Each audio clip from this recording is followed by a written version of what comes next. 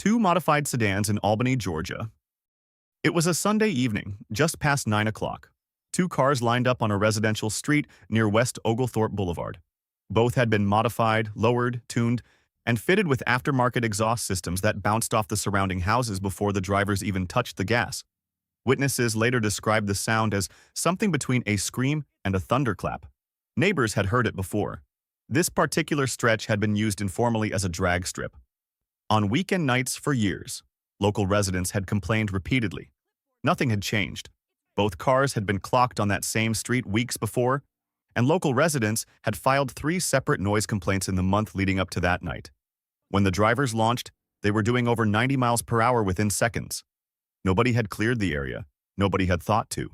A 26-year-old man and a 4-year-old girl were standing near the curb when both cars lost control and veered off the road. The impact was instantaneous. Both were killed on the scene. The two drivers walked away with minor injuries. Albany police arrived to find a neighborhood in shock. Skid marks stretched nearly 300 feet across the asphalt. Cell phone footage from at least 4 different angles circulated on social media within the hour. Both drivers were arrested and charged with homicide by vehicle. Prosecutors pushed for first-degree murder charges. The little girl had been standing next to her father watching. Porsche 550 Spyder in Salinas Valley, California. James Dean was 24 years old and already one of the biggest names in Hollywood. He had finished filming Giant 6 weeks earlier. That afternoon, he was driving his Porsche 550 Spyder, a car he had bought specifically because he loved speed, and a car his mechanic had spent days preparing for an amateur race in Salinas. Dean had the nickname Little Bastard painted across the rear of the car in red letters. He wore no seatbelt. Almost nobody did in 1955. Dean had even received a speeding ticket earlier that same day, just hours before the crash. At around 5:45 in the evening, near the intersection of Highways 46 and 41, a 1951 Ford Tudor sedan made a left turn directly into his path. The Porsche had no time to stop. The collision was head-on at an estimated 85 miles per hour. His passenger, Rolf Vutherick, was thrown from the car and survived with severe injuries. The driver of the Ford walked away without serious harm. James Dean was pronounced dead at Paso Robles War Memorial Hospital that same evening. He never reached the race he was driving to. The 550 Spyder was later involved in a series of events that led many people in the racing world to believe the car itself was cursed. It was damaged in transit, involved in 2 more accidents, and eventually disappeared entirely. Nobody knows where it is today. Modified Ford Mustang in Chatsworth, Los Angeles. The stretch of Topanga Canyon Boulevard near Devonshire Street was known locally as the Canoga Speedway. On that Saturday evening, between 60 and 100 people had gathered on the sidewalk to watch. 2 of the drivers present that night had appeared on reality television. The cars lined up. A heavily modified Ford Mustang fitted with a supercharged engine producing well over 600 horsepower, and a Nissan GT-R built specifically for straight-line acceleration. The crowd pressed forward. Some held up phones. Some stood within a few feet of the racing line. Several people in the crowd that night had watched the same driver race on that street at least twice before. When the Mustang launched, the rear tires broke loose immediately. The driver lost control within 2 car lengths. The vehicle crossed the double yellow line, mounted the sidewalk, and drove directly into the spectators. Eric Seguenza, 26 years old, and Wilson Thomas Wong, 50, were killed instantly. More than a dozen others were injured, some critically. The driver, JoBeth Camacho, fled the scene on foot and was arrested hours later. At trial, prosecutors established that Camacho had raced on that street before. She was sentenced to 12 years in prison. The Mustang had been built for exactly this moment. It just did not account for the people standing there watching it. Mercedes-Benz 300 SLR in Le Mans, France. 83 people died in less than 60 seconds. The 24 hours of Le Mans was 5.5 hours old when Pierre Leveg's Mercedes-Benz 300 SLR made contact with Lance Macklin's Austin Healey at more than 150 miles per hour on the main straight. The Mercedes became airborne. It struck the earthen embankment at the edge of the track, disintegrated, and the engine block, the front axle, and large sections of bodywork were launched into the packed spectator area like projectiles. The magnesium alloy body panels ignited on contact and could not be extinguished with water. Firefighters watched helplessly as the wreckage burned for over 30 minutes. In the minutes after the impact, many spectators in the grandstand did not yet understand what had hit them. The 300 SLR had been developed from a wartime fighter aircraft engine program and represented the absolute peak of what engineers believed a racing machine could be in 1955. Purpose-built, mechanically extreme, and designed to push every single component past its limit across 24 consecutive hours. Levy died on impact. Over 120 people in the grandstand were injured. The race continued. Officials decided that stopping it would block the surrounding roads and delay ambulances already fighting to reach the injured. The Mercedes team withdrew at 2 in the morning. Mike Hawthorne, whose maneuver had indirectly triggered the chain of events, won the race. No barrier of any kind had stood between the cars and the crowd. Following the disaster, several countries banned motorsport entirely for a period, and safety regulations across all forms of racing were fundamentally restructured. Porsche 911 Carrera in Malibu, California. Nikki Catsouras was 18 years old. That afternoon, without her parents' knowledge, she took her father's 2006 Porsche 911 Carrera, a car producing 325 horsepower that he had maintained carefully, and drove onto State Route 241 near Ladera Ranch. Her father had planned to take the car to a routine service appointment the following morning. Witnesses reported her driving erratically at speeds well above 100 miles per hour before she lost control following a minor collision with a Honda Civic.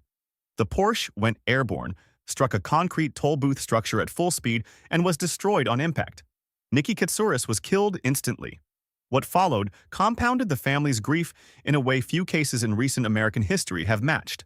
California Highway Patrol officers photographed the scene, as is standard procedure. 2 officers then emailed the images to personal contacts. From there, the photographs spread across the internet within days. The officers were fired. The family filed suit against the state of California and spent years attempting to have the images removed from websites worldwide. They never fully succeeded.